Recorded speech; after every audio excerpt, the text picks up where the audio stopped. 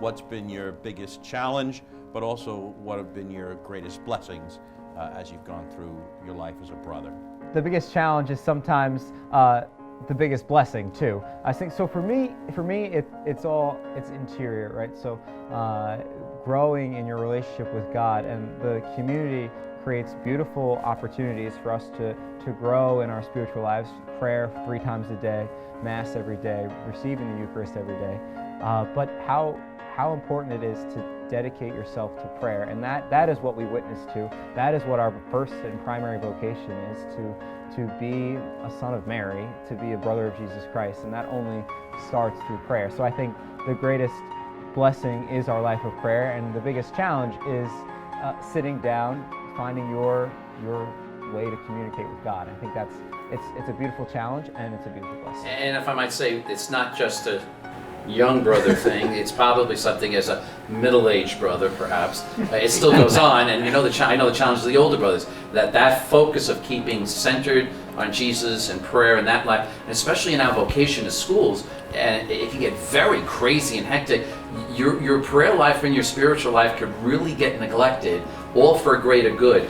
For me, being the newest one in the circle, getting used to the routines, the schedules, and the practicalities of living with 20 other men, that's not the easiest thing to do. You have a lot of different personalities. I'd say 21 different personalities. Yes.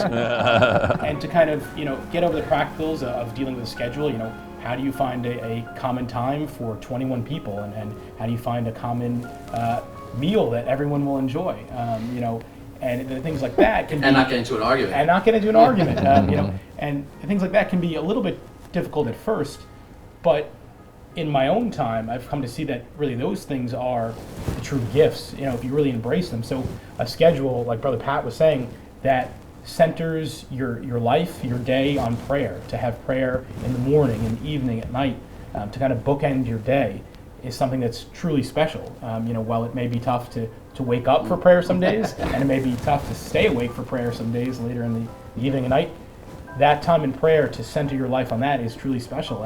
And to have 21 different personalities, sure, you might butt heads with someone at some point, but to have the different experiences, like Brother Nigel was talking about earlier, to have different people to really impact your life and support you, I think it really is a true blessing and a gift. To me, the greatest blessing is walking into the chapel and seeing those 21 people there. Yeah. And everyone is doing what they want, not what they want, but what they think the Lord wants, to be praying that particular thing, that we're all in unison, that some are either meditating, some are reading a book, some are reading a spiritual book, some are just quietly in deep prayer. That has always been a glorious time.